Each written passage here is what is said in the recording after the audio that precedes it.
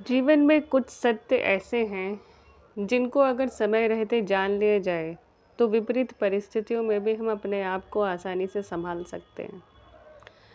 सृष्टि रूपी रंगमंच पर शुरू से लेकर अंत तक दो दो शब्दों का खेल चला ही आ रहा है। निंदा स्तुति, मान अपमान, लाभ हानि, सुख दुख को हम सहजता से स्वीकार कर लेते हैं, लेकिन जब मृत्यु की बात आती है तो इसको स्वीकार करना कठिन हो जाता है। मृत्यु जीवन का एक अटल सत्य है।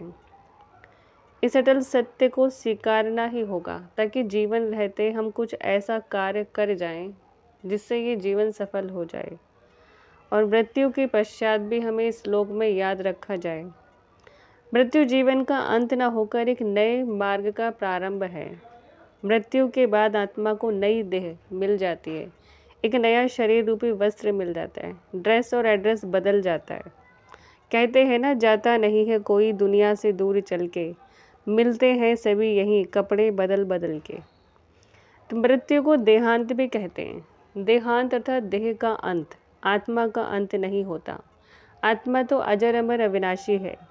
मृत्यु अर्थात अल्प विराम, पूर्ण विराम नहीं। जीवन एक यात्रा है और इस यात्रा का अंत नहीं होता। नई देह या नया शरीर मिलने के बाद जीवन यात्रा फिर से शुरू हो जाती है।